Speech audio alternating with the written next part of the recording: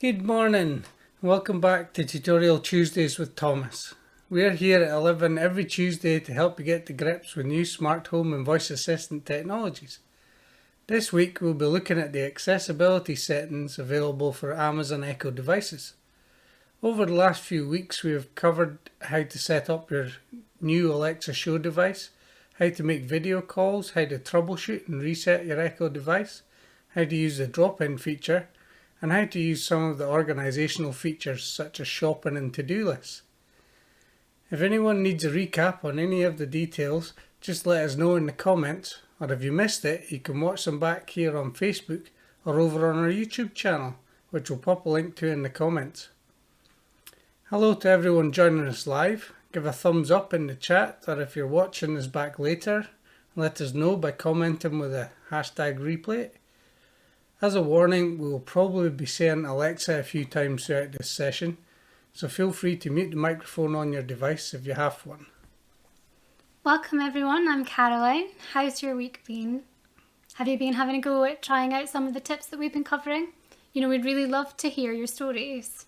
And it would be great for the people joining the session or watching it back afterwards to let us know if there's anything specific that they need help with or would like us to cover. You can do this via the chat here live or in the comments below if you're watching the recording. We know that technology can be daunting for people as there's so much choice of devices and brands, and you might feel overwhelmed by it. We decided to launch these tutorials to help as many people as possible to access voice assistant and smart home technology, because we know they have the power to transform lives, especially for the vulnerable in our society. Our mission is to create a world where smart meets kind, and it means a lot to us to be able to share our knowledge and have you join us on this mission. We hope that by boosting people's confidence with technology, that you can share this kindness with others and help them to become more confident too. So Thomas is here today to help guide us through the world of smart homes and voice assistants. This is Tutorial Tuesday with Thomas, and we're here every Tuesday at 11 o'clock. Each week we cover a different aspect of the smart home, and by the end of this tutorial you'll know what accessibility settings are and what settings are available on your devices. Don't worry if you miss any of the details, as you can also access the step-by-step tutorial help guides on our website, which is www.tltechsmart.com. We'll also post a link to these in the comments. We'd like these sessions to be interactive, so please add comments and questions and we will do our best to answer them as we go. If we're not able to cover the details that you need in this session, we can arrange to cover it in a future session.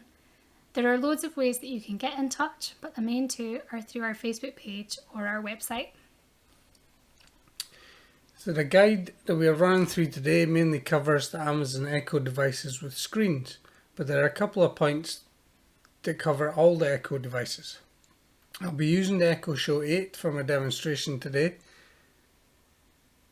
and we might have a look at the app on my phone if it's relevant. Welcome to anyone who's joined us late. Just a reminder that you can ask any questions at any time, and Caroline will be helping to review the comments and responding to your questions. So let's get started.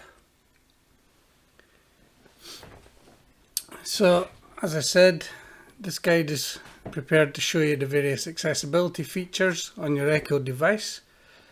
There are a number of ways that you can customize the setup of your Alexa device to make it easier for you, particularly if you have a disability or impairment that affects your hearing or sight. We recommend trying these out to see which works best for you. The accessibility settings can only be accessed through the touchscreen on your device, so that's the Echo Show range or the Echo Spot. It just needs to be the device with the screen. If you swipe down from the top of the screen and tap on the settings cog on the right hand side, scroll all the way to the bottom and you'll see accessibility. If you tap in there, then you see there's a choice of settings for vision and for hearing. I'll go through some of the key ones today, and the rest are available in the website version of the guide. So One that's very useful is the VoiceView screen reader. Now what this does is when you touch on anything on the screen, Alexa reads out what it is you've touched on, which can be very difficult for anyone maybe with dyslexia or that struggles to read or has maybe some vision issues.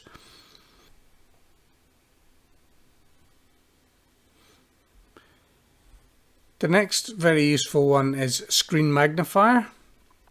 As you would assume, the Screen Magnifier allows you to be able to magnify sections of the screen. So if you can't see them very well, this is very useful.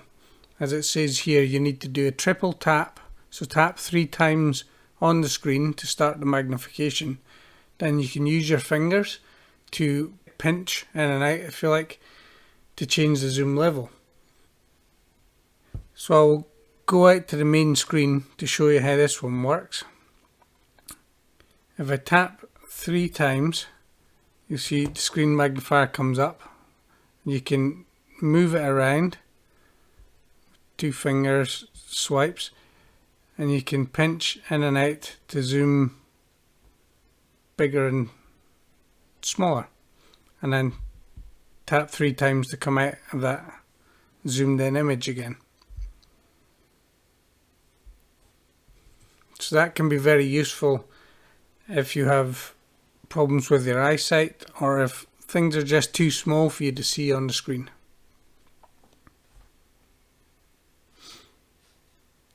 The color inversion options are if you have specific issues with your vision.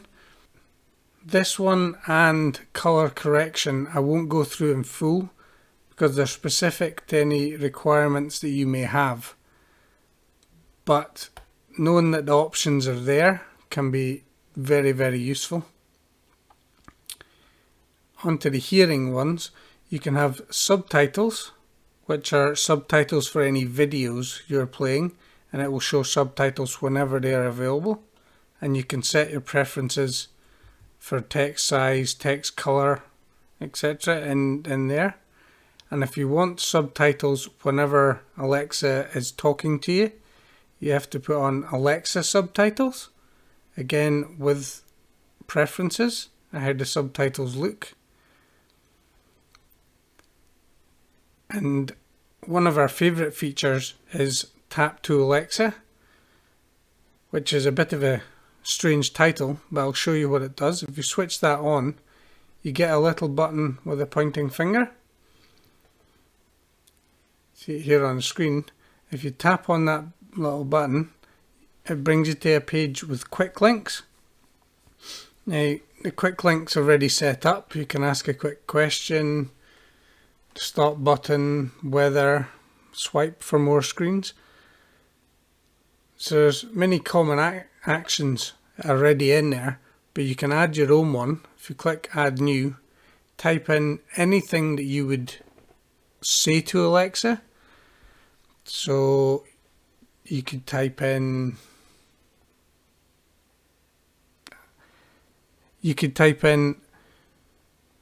something like, where is my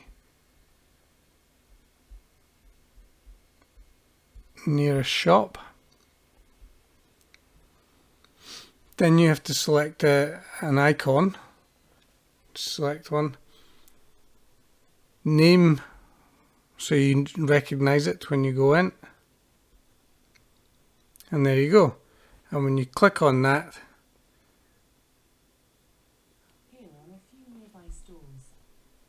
she will answer the question exactly the same as if you'd asked the question using voice. That is a very, very useful feature, and as well as helping anyone maybe that has difficulty speaking or difficulty being understood by Alexa, performing certain actions can be very useful without having to use voice. For example, if you don't want to wake anyone up, you could use quick links on here. I think it's pretty handy as well if you had someone who you just wanted to set up easy phone call links. You could have a button with your names on it, so you could have a button with your parents' names on it if you're at home by yourself, and it makes it really easy for them to call people just with that single button. I think Thomas was also going to show you how you can access it on the screen and how you can actually move that little pointer, that little finger that we showed you. Yep, so this is it on the main screen, and again you can see the button here at the side. Tap and hold it, you can drag and move it around the screen. You can only place it on the sides of the screen. You can place it on the left or right side and anywhere up or down that side. And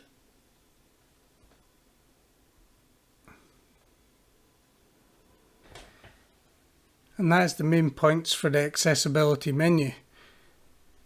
The next item I was going to show you was changing the clock, which is not available on the Echo Show 8. So I'll move to an Echo Show 5. Just this camera.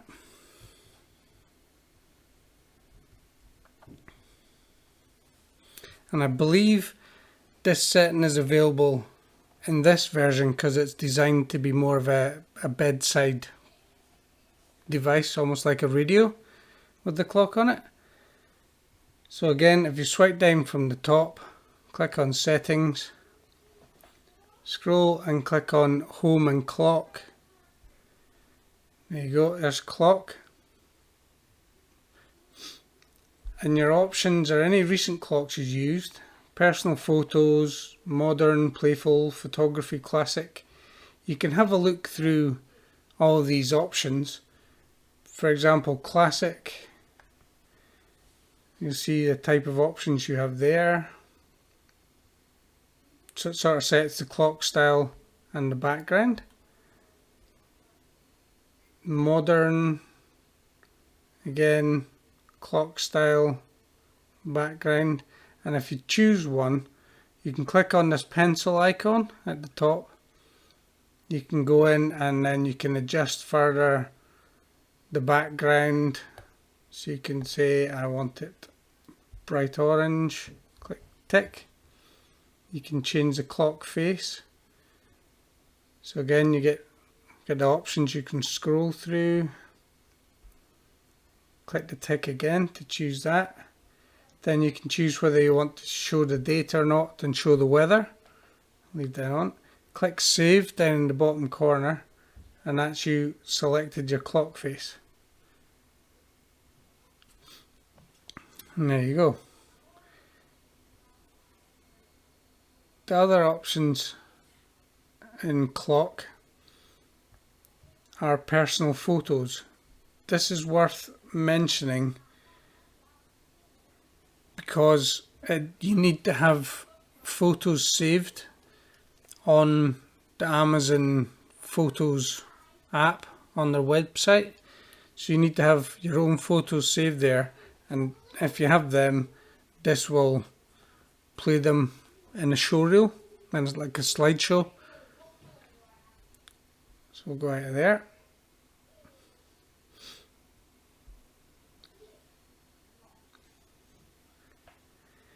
And again, you can choose whether you want to have a 24-hour or a 12-hour clock. Night mode can be very useful if you have this in the bedroom. So it dims the screen after the time that you have set and shows just a dim clock so you can see what time it is, and then brightens up again in the morning.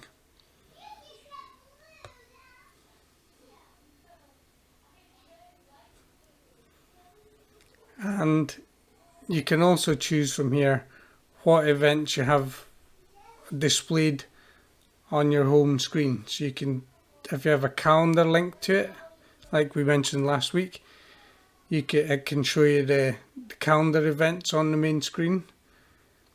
It can show you how to discover more with Alexa and give you tips, give you any notifications and alerts, show you highlights. So if you have photos saved on the Amazon site, it can give you highlight photos from this day, years in the past. Show any upcoming reminders. And then you can have trending topics, weather alerts, weather forecasts, etc. So it's worth going through these menus to see what settings are available and customizing your device exactly how you want it. And I believe that is us gone through all the settings for accessibility and customizing your device. Cool, thank you Thomas, and thank you to everyone for watching. So you should now have a better understanding of how to use the different settings in Alexa to make it more accessible. You can even use this guide to help someone else, which we think is really lovely, because you might want to simplify how things are visually and maybe change some of the audio settings just to make it easier for them. So we've been reviewing our comments and questions as we go, so hopefully we've covered everything. But if you do think of anything later and you need maybe a little bit more support, just let us know. We can even set up a separate one-to-one or small group session with people who are requiring similar support. And please also take time to head over to the TL Tech Smart website and have a look at our services, our blog articles, these user guides in the help section. There's also affiliate links in the buy section if you want to have a look through them, see if there's any of those that you need or were wanting to buy. If you purchase through our links, it doesn't cost you anything extra, but can help support us to make these tutorials.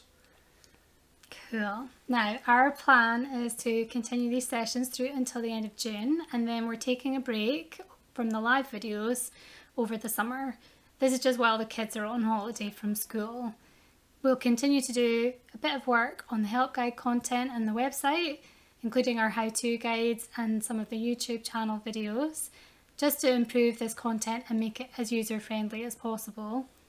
Over the summer, we're also going to be looking at developing a new custom Alexa voice skill that we hope will help people who are shielding. So if you'd like to know more about this project or volunteer some of your time to help support maybe the design and the testing, please do get in touch. And thank you for watching, and we hope to see you back here next week when we'll be going through some important security features for your Amazon Echo device. For example, how to access and delete the information that is collected by your device, and some important things to do if you have children about. We'd really love to hear your feedback on these sessions and the help guides on our website. If you've used them, it would be great to hear your stories. Finally, if you like this video, please subscribe and follow us on our social media. And we'd love it if you could share this with others, anyone who you think might benefit from our videos and guides. Thank you again for watching, and we will see you next week.